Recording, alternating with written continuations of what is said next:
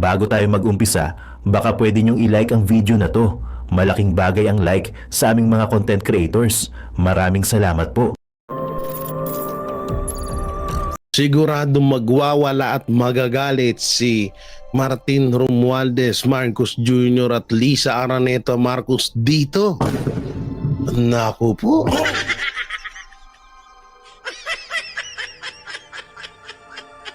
Wala na. Tapos na yung laban.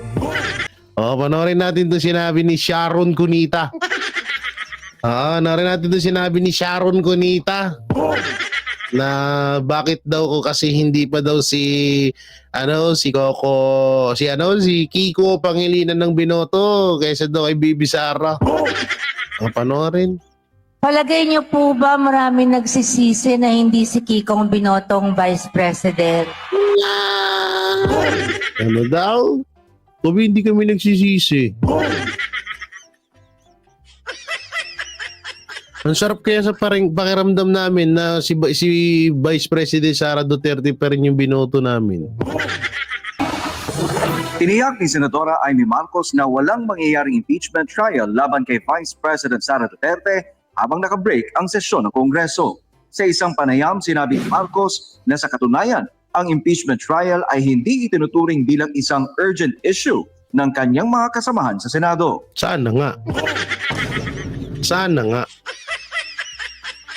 Pero kagaya ng sinasabi namin palagi na wag tayong magpakampante. Hindi tayo dapat makampante rito porque sinabi ng mga senador, sinabi ni Cheese, sinabi ni Amy Marcos na hindi natin alam ang daloy ng utak ng mga senador ngayon. Ang alam lang natin, talaga makakasure tayo kay Senator Robin Padilla, kay Senator Bongo, kay Senator Bato, yan. Yan talaga, maano natin yan, masusure natin yan. Pero yung ibang senador, una-una, nandiyan si Anli Virus. Hindi natin alam, baka hindi lang nabubulgar baka yung iba dyan talagang bataan din ni Marcos. Kaya nga, paulit-ulit namin sinasabi na huwag magpakasiguro. Pero kung ganun man, ang gagawin nila na kung nilitisin man nila to, or pag-uusapan nila to, tapos mauuwi lang sa hindi nga kanselado ng impeachment kay BP Sara Duterte, panalo yun, palakpakan natin yun. Pero paulit-ulit namin sinasabi na huwag tayong magpakasiguro. Mahirap na kasi magtiwala sa panahon ngayon. Kasabay nito ay kinumpirma ng senadora na nagkaisa ang lahat ng mga senador na sa Hulyo na lamang talakayin ang issue. Kami, palagay namin, hindi naman siya urgent kasi nag-antay sila ng 2 taon tapos nung napila na, 2 buwan naman, abay siguro hindi urgent, tsaka na lang, sa Hulyo na lang. Sandali mga babayan, cut na natin tong video. So ayan, preview pa lang ha, kita nyo naman si Sharon Cuneta, umiepal pa, naku naman. Pinagmamalaki niya pa at ang sama daw ba ng loob ng mga Pilipino dahil hindi nanalo at hindi binoto yung kanyang asawa. Ano ginagawa ng asawa mo, Madam Sharon Cuneta? Umiepal ka pa ngayon. So, ayan. Kahit naman sabihin mo na nagsisisi kayo, ilan lang naman kayo? Ilan ba? 10 Pilipino nagsisisi na hindi na binoto yung iyong asawa. Naku po, Diyos ko, hindi kami nagsisisi na binoto namin si Vice President. At yan ang talagang totoong gusto ng taong bayan, hindi yung asawa mo. May pasalit-salita ka pa dyan, so palpalin ka namin Kahit patakbuhin mo pa ngayon ulit yan, sige subukan mo, di ba tumakbo ulit sa 2028 ng Vice President yung asawa mo, tingnan natin kung mananalo pa yan. Yung mga team sinusuka nga, yung team niya sa kabila na yan, kung susuportahan mo yan, tingnan natin kung mananalo ba yan. So ito pa, isa pang pag-uusapan sa video nito mga babayan, si Senator Amy Marcos. Panoorin niyo yung video na to hanggang sa huli. Ay nagsalita na hindi na daw dapat kailangan pang tuloy yung impeachment kasi hindi naman yan urgent. Masama ang loob ni Tamba mga kababayan. Diyos ko. Tapos si Attorney Panelo ay talaga namang sinasabi naman sa video na to na talagang sure win na ang PDP laban. At talaga naman, kitang-kita naman eh. 'Di ba, Attorney Panelo? Maraming salamat po. So mga kababayan, at ito pa, si Manny Pacquiao dapat mananalo yan. Mananalo dapat. Kung hindi siya umano yung nagdoble kara, 'di ba? Maka Duterte yan dati at sinisiraan niya yung talagang binabanatan niya itong si Marcos na wag daw iboto dahil trilyon bilyon ang ninakaw ng Marcos. Tapos ngayon kaalyansa niya. O di ba? Manny Pacquiao, wag ka nang tumakbo. Sayang lang yung pera mo diyan sa pagkandidato. Hindi ka mananalo eh. Oo, sabi nga ni Tol J, mas matalino pa daw si Tol J sa'yo. So mapanood niyo sa video. So ayun mga kababayan, tuloy natin yung video. Si Tol J na lang ulit ang magpapaliwanag sa inyo itong Banateros brother na si Tol J Guevara. Panoorin nyo siya magpapaliwanag para sureball yung ating mapapanood na malupit, no? Napakalupit nito mga kababayan. So ano pang hinintay natin? Ipi-play ko na yung video, panoorin na natin. Let's go! Siguradong magwawala at magagalit si Martin Romualdez Marcos Jr. at Lisa Araneta Marcos dito. Naku po.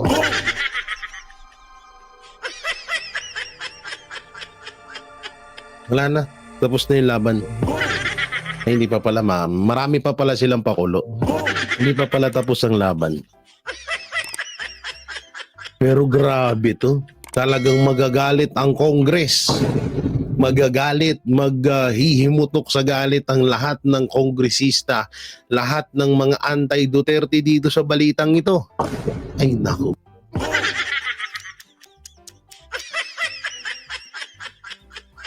Ano kaya itsura ni Benny Abante pag nalaman to? Ano kaya itsura ni Paduano pag nalaman to? Ano kaya ang itsura ni Franz Castro Lipad pag nalaman nito?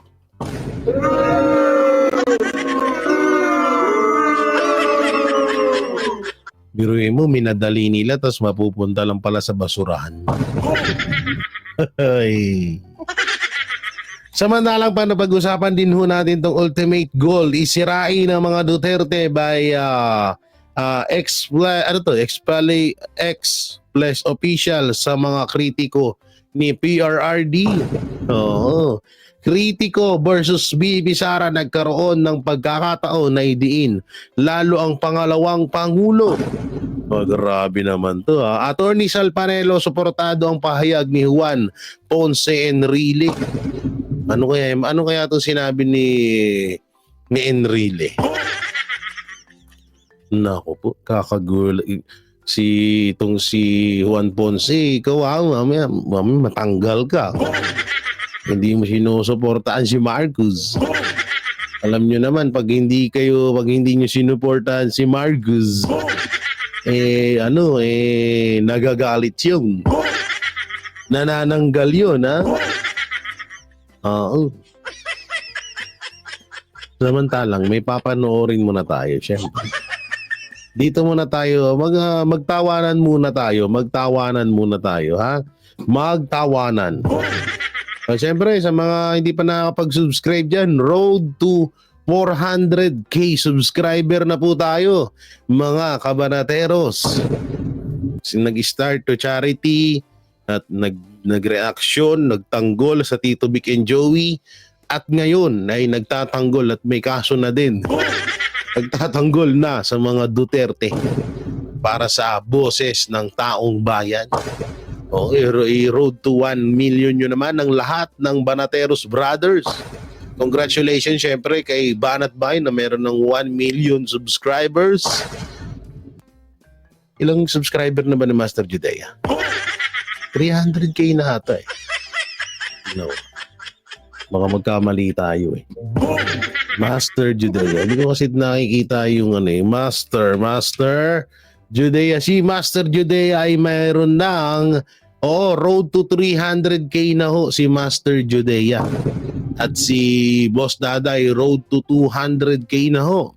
At syempre, kaka 400k subscriber lang ang pinaka-pogi sa Banateros Brothers. Walang iba kundi si Coach Oli. Okay, congratulations sa mga kapatid ko ha. Oo, congrats. At sana naman gawin yung tigwa 1 million subscriber ang aming mga YouTube channel hanggat hindi pa kami nakukulong. Magkaroon man lang kami ng plaque or plaka yung sa golden play button.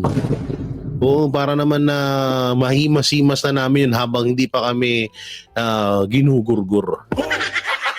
Gago! Pero siyempre maraming salamat sa sa Duterte supporters. Alam nyo, nung pumasok ako sa politics world ay yung subscriber ko ay nasa 100k or road to 200k subscribers. At nadagdagan na nga ho tayo ng halos 300 or 300k subscribers. Okay, maraming salamat. Siyempre, pasalamatan din natin ang nag-recruit. Recruiter ng op-op. Ang aking boss na si Banat Bay. Yan, siya yung nakadiscover sa akin. Salamat din siyempre kay Ka Spencer Lacali kasi kung hindi dahil sa kanya, hindi ko rin makikilala ang Banateros Brothers. Pero matagal ko na silang pinapanood. Naging kaaway ko pa nga si Banat Bay nun eh. Minumura ko pa nga yan eh. Pero yung taong minumura ko ay sobrang napakabait pala. Sobrang talagang alam mo yun, siya na yung nagiging kuya ko eh. Alam mo, pangarap ko magkaroon ng kuya kasi panganay ako eh. Pero dahil nandiyan sila, Boss Dada, Coach Oli, Master Judea, lalong-lalo na si Banat Bay, talagang sobrang natutuwa ako. Kaya sana suportahan nyo pa ang Banateros Brothers at kahit anong mangyari, wala tayong iwanan. So eto na nga, magtawanan muna tayo. Sana wala lang chupulangkot, baby, kumon. Kasi may sounds to eh. Pacquiao versus Pacquiao. Oh. Pacquiao versus Pacquiao ngayon. So panoorin natin. Programa ng ating Pangulo ay napakaganda. Bakit hindi dapat iboto si Senator Marcos? Bakit? May bahid ng korupsyon, may issue ng korupsyon. Alam mo naman, ang korupsyon sa ating bansa ay talagang yan ang dahilan bakit naghirap. Lagi nating sinisisi ang pamilya Marcos pagdating sa korupsyon. Wow. Ang bilis magbago. Ang bilis magbago ng gago. Gago! Hindi, eto, pero biro, usapang boxing, idol na idol at inaabangan ko lahat ng laban nito ni Manny Pacquiao. Proud na ako sa kanya. Pero pagdating ng usapang politika, nga. Hindi ba natin nakikita na sa panahon ng Marcos, ang bansa natin number 1 sa ekonomiya? Okay, Pacquiao, last mo na yan. Akala mo mananalo ka pa, last mo na yan. Ay kurap pang bansa na number 1 sa ekonomiya. Asan yung number 1 sa ekonomiya? Asan ang ebidensya? Ay, naku Manny, bumili ka na lang ng suka ni Aling Junisya. Gago! Hindi rin malayong magkaroon ng martial law pagka si Bongbong ang... Ano kaya pag nagsuntukan ng dalawang Manny Pacquiao? I know, ewan ko, binigyan ako ng discernment ng Panginoon. At yan, Binamay mo pa yung Panginoon. Alam nyo ba ito? May kukwento lang ako sa inyo. Saglit lang naman. Alam nyo ba ito si Manny Pacquiao ay ginagaya-gaya niya noon si Pastor Apollo Sigibuloy. Dati may pa bit pa ng Bible to eh. Hindi napansin dati, may mga pag ganun-ganun pa yan, padasal-dasal. So, doon, wala naman problema. Maganda naman yung ganung gawain. Ang problema kasi, kahit sa ganitong pagsisinungaling mo, dinadamay mong Diyos. Sige, so ginamit ka ng Diyos, ginamit. So ibig sabihin, hindi ka na ginamit ng Diyos ngayon. gago! Kasi wala akong utak eh. Pares lang tayo ng kapos ng pinag-aralan, pero may pagmamalaki ko na kahit paano may utak pa rin ako. Gago! Mayaman ka lang sa akin pero may masutak pa rin ako. Pero yung sabi niya rito, ginamit daw siya ng Panginoon Diyos para labanan daw yung mga ganyan, yung mga martial ni Marcos. So, ibig sabihin ngayon, hindi ka na ginamit. Ginagamit ka na ni Satanas.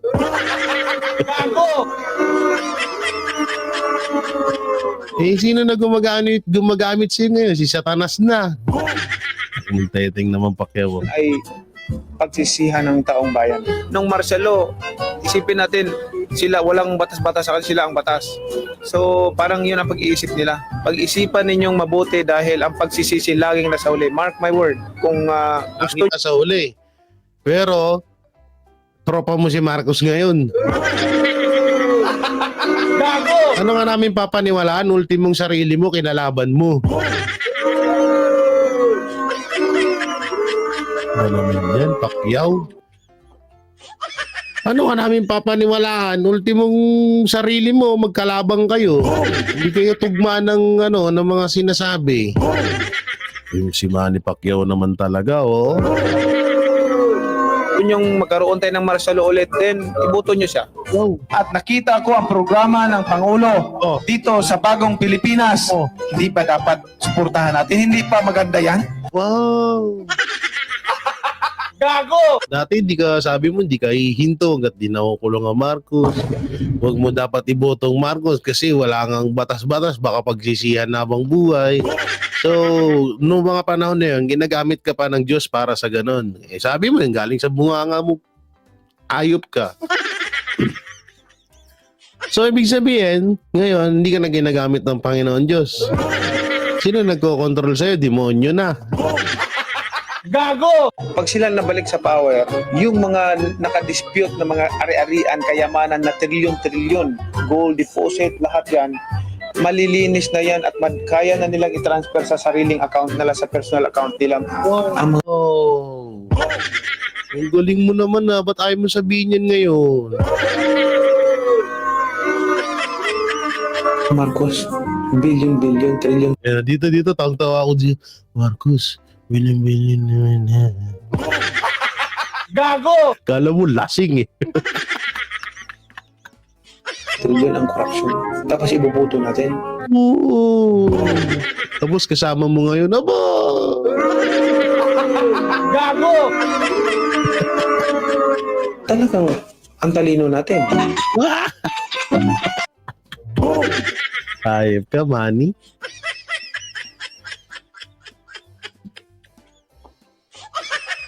Ito si Manny Pacquiao talaga. Kahit ganyan. Ay, naku mo. Manny Pacquiao, nangyari sa iyo. Ito pala. Panoorin pala natin to. Hindi ko nabigyan to ng reaction.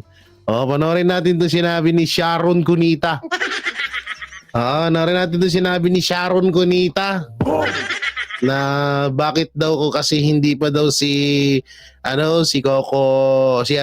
Kiko Pangilinan ng binoto kaysa daw kay Bibi Sara. Panoorin. Palagay niyo po ba maraming nagsisisi na hindi si Kikong binotong Vice President? Ano daw? Sabi, hindi kami nagsisisi. Ang sarap kaya sa pakiramdam namin na si Vice President Sara Duterte pa rin yung binoto namin.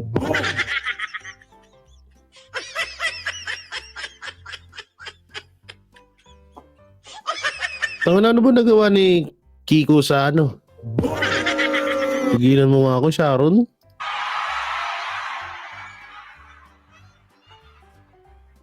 Kayo pong mga magulang, masakit po ba na hindi si Kiko ang Vice Presidente? Wow, naman, Sharon. Hindi mo ito asawa niya. Ay. Di bali na. Okay na si Vice President. Minsan kasi ganito gawin nyo. Huwag nyong kinukumpara yung sarili nyo sa mga Duterte. Balik-baliktarin man ang mundo, hindi tawag dito, hindi nyo kayang tumbasan ng ginawa ng Duterte sa Pilipinas. Isaksak nyo yung sangalangala nyo. Alam mo naman yung nagawa, asawa niya. Yung ginawa ng asawa mo. Sana all. Sana all. Puro ganun. So ito, panoorin mo natin itong sinabi ni Attorney Sal Panelo dito sa ultimate goal isirain ang mga Duterte. Alam nyo, totoo yun. Lahat ng nangyayari ngayon sa Pilipinas ay talagang goal nila ay sirain ng mga Duterte, pabagsakin ng mga Duterte, sirain, gipitin ng mga nakapaligid sa mga at sumusuporta sa mga Duterte. So panoorin natin. Hindi insecurity yan eh. Nakakita na naman sila ng oportunidad na sila kasi nga the ultimate goal is to destroy the Dutertes eh. So every opportunity they have, they will grab at it. Para sila mga bata, meron silang popsicle na naman ako eh. Sarap naman ito, babanatan naman natin sila. Oh. Kaya kayo naman mga nasa oposisyon, huwag nyo nang papatulan eh. Pinapatulan yung mga suka-suka eh. Wala yan. Kailangan. Punta kayo sa level ni Pastor Kibuloy. Lagi. Kampanya. Huwag nyo intindihin yun. As your pastor, very focused sa kanyang Ganun dapat ang platform. estilo. Kayo talaga.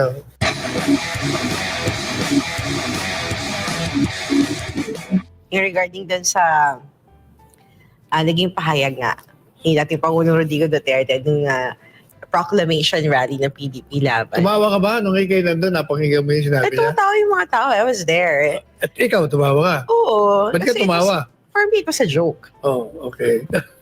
Why? It took it seriously kasi. Oh, gaya.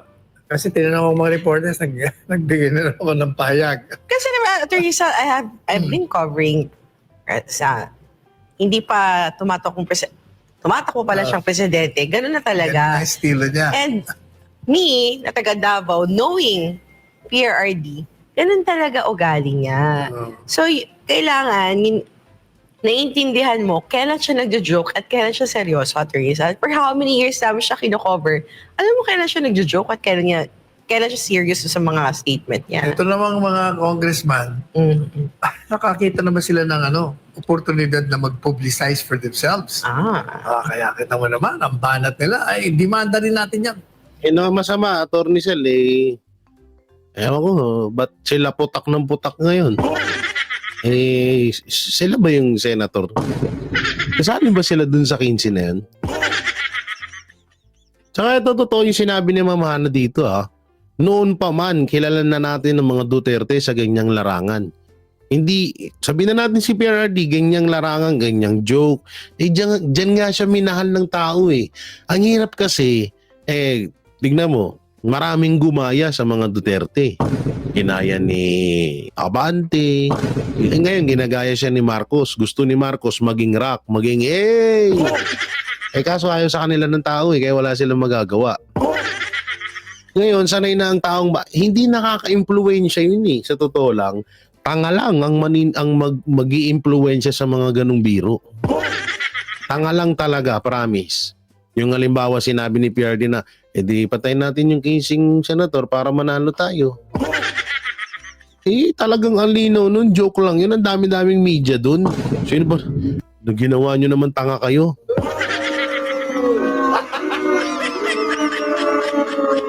Pareho yan ng anak. Like father, like daughter yan. Sapagkat hinihikayat niya na magkamit ng krimen ng tao. Yung mga joke-jokes na yun.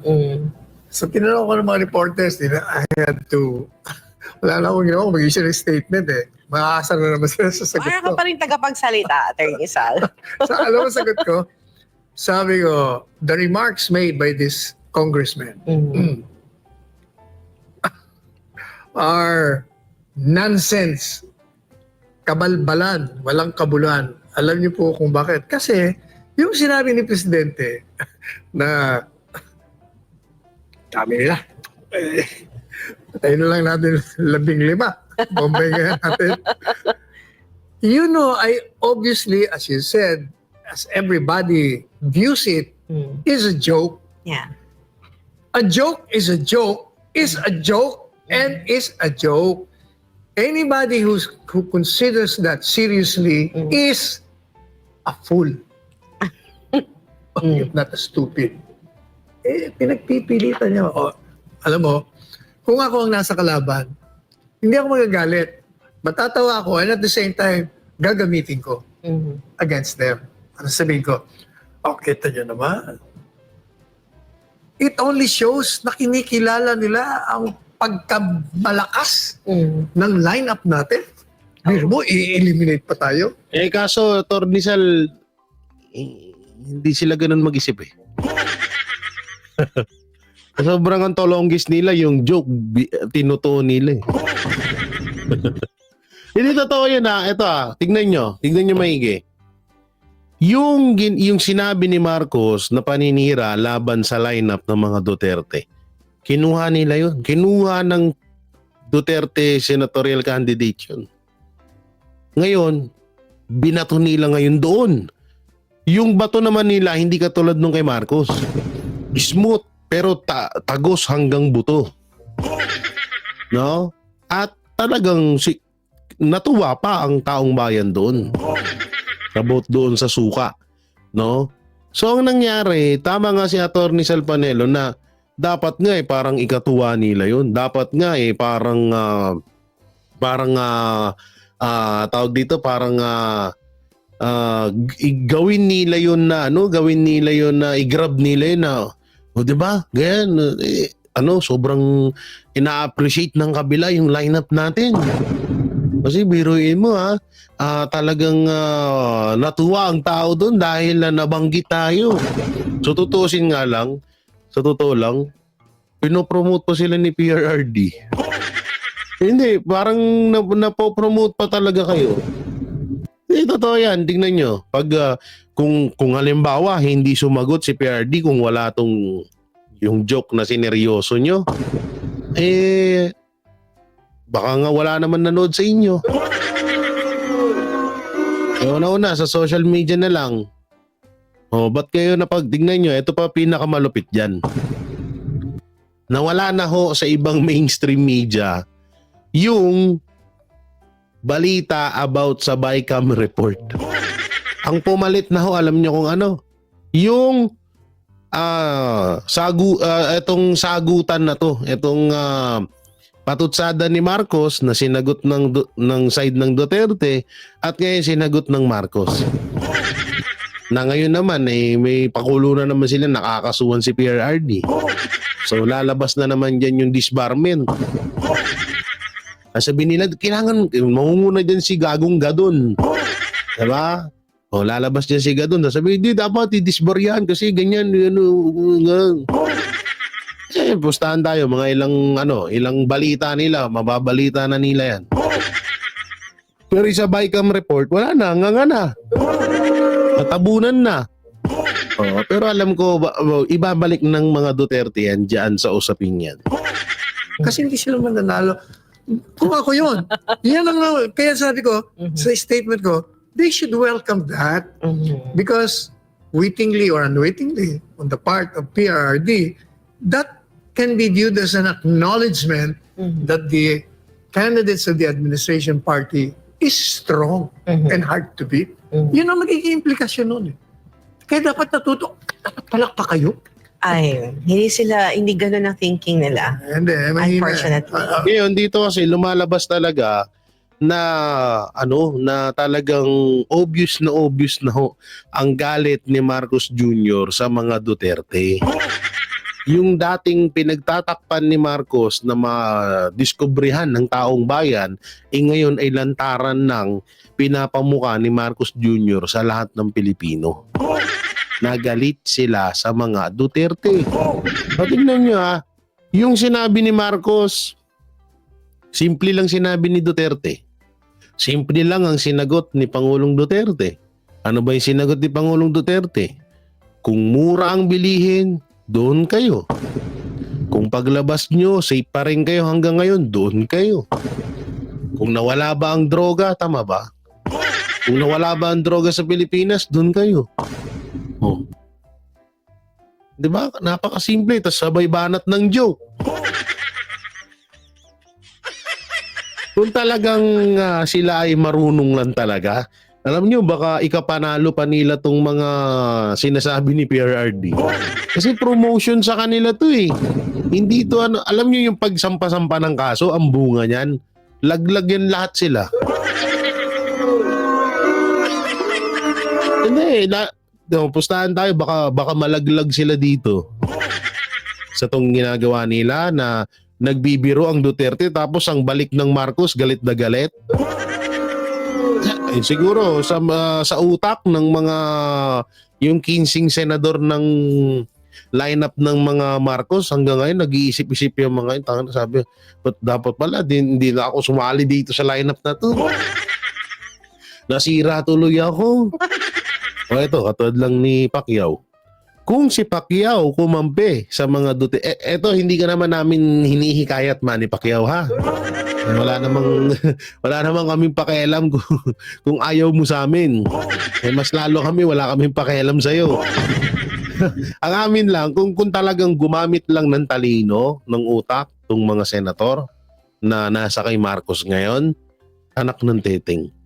Sabagay, wait lang bago ko pala ituloy ang salita na yan, nakalimutan ko, kung si BP Sara nga, nabilog ng mga Marcos, paano pa kaya yung ibang mga senador ngayon na nasa lineup nila? Di ba? Totoo yun. Si BP Sara nga, tayo nga ilang milyon tayo, napaniwala tayo ni Marcos. Yun pa kayang 11 na senador. Gago! Si Pacquiao, alam mo, kung ginamit niya utak niya, kung tinuloy-tuloy niya lang yung pinangako niya noon, may chance ang manalo yan.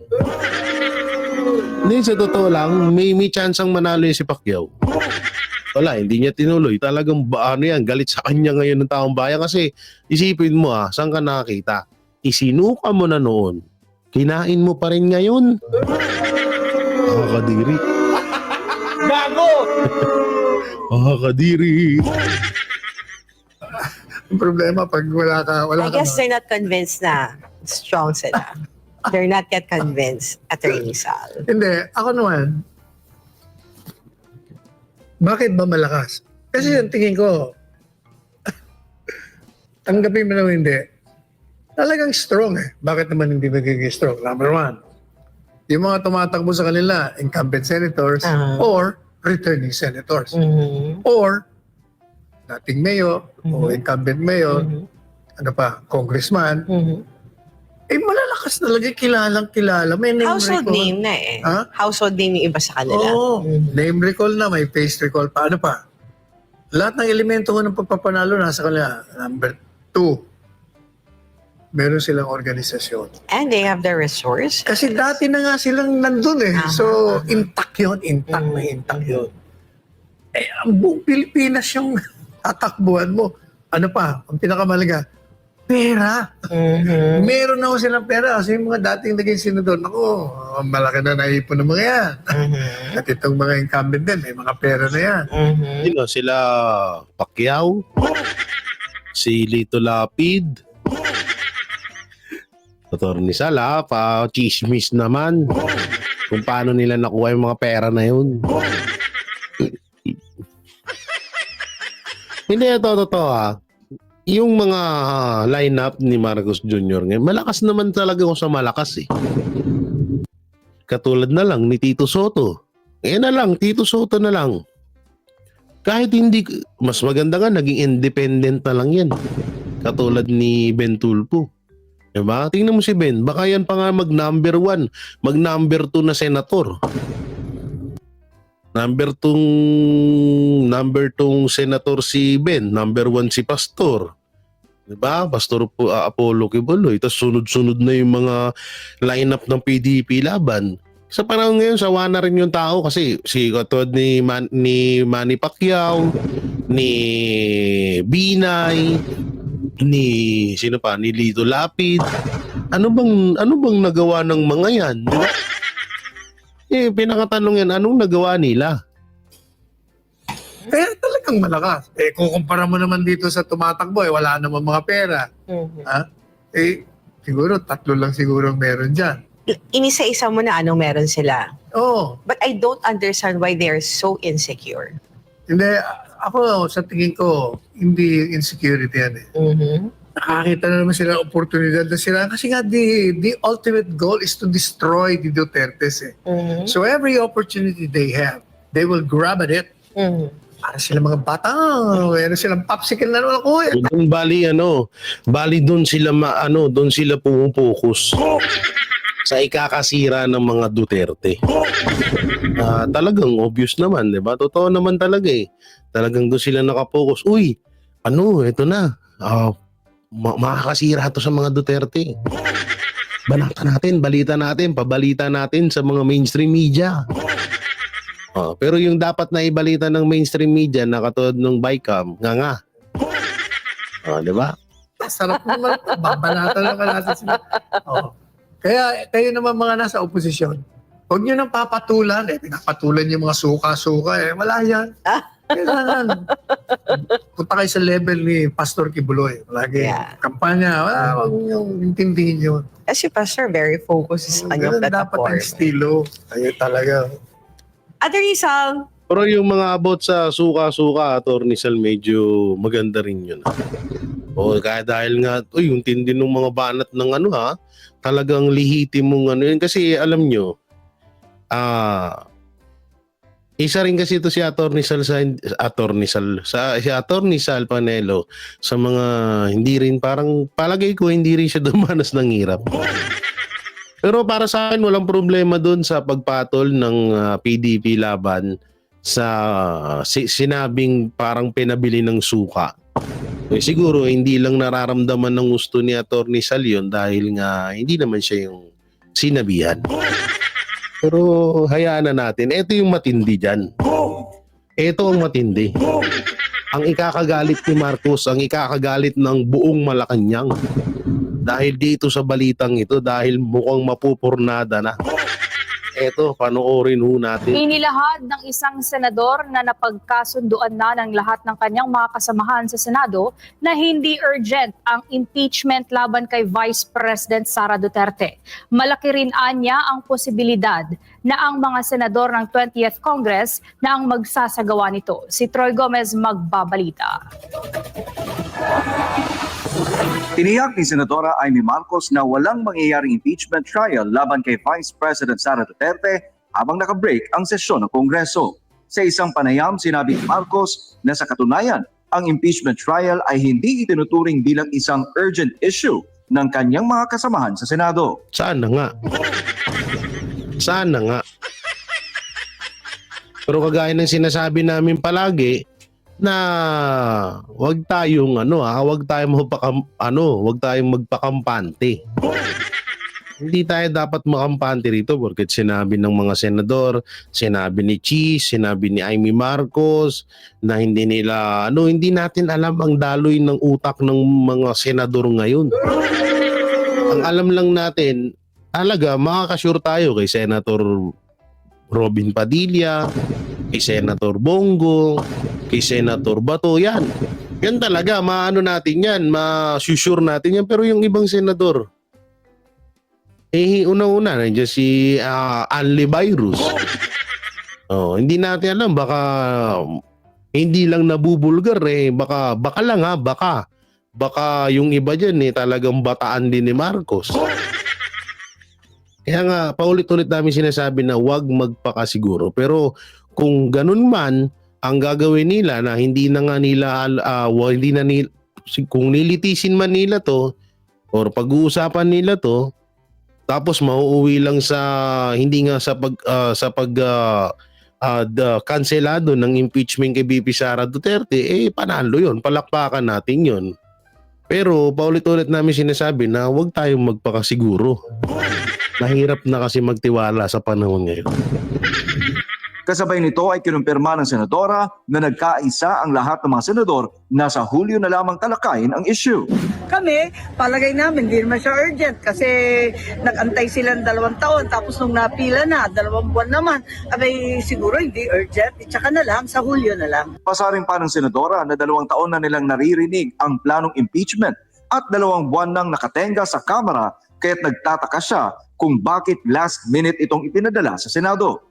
Git pa niya na kung 2 buwan itinenga sa Kamara ang reklamo, ay malinaw na hindi ito isang usapin na nangangailangan ng agarang atensyon. Kasabay kami ng buong Senado na pinagkaisahan na siguro ipahulyo na lamang dahil kasi yun nga, 2 taon na namin naririnig yan, 2 buwan na nakatenga dyan sa Kongreso. Bakit naman last minute pinadala sa amin? Huwag naman ganon. Bago si Amy ay una nang sinabi ni Senate President Francis Cheese Escudero, Majority Floor Leader Senator Francis Tolentino at Joel Villanueva na sa Hulyo pa o sa ilalim ng 20th Congress sisimulan ang proper trial sa Article of Impeachment laban kay VP Sara. Para sa Diyos at sa Pilipinas, kumahal. Pero mahirap nga, gaya na sinasabi ko, kahit nasabihin nila yan, wala pa rin tayong 101 or wala pa tayong 100% na tutuparin nga nila yung sinasabi nila. So yun, huwag tayong magpakasiguro, lalo si Amy Marcos, naku po. Ngati na ako sa puro yung mga sinasabi na item ni Ate Amy. Nakakatakot no? Nabudol tayo nung kapatid tapos papaniwala tayo sa atin, no ba?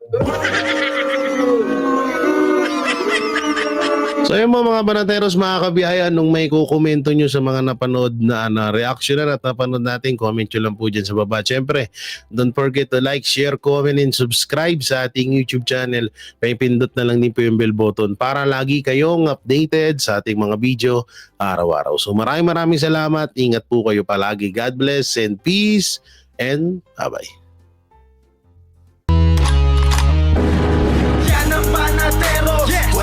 Wala tayong presidente, kung meron man, bobo. Tapos yung politika, ginawang negosyo. Yung mga tao, niloko, sila yung magkakasosyo. Sama-sama silang babangon muli para maging milyonaryo. Sama-sama tayo babago muli para maging milyonaryo. Nay, ito na yung bayad ko sa isa, O, kunin mo yung isa. Isa muna, iyan, Tapos, isa pa, di ba? 4 dapat na sardinas, yan. 3 na. Pang-4 na sardinas. Okay na.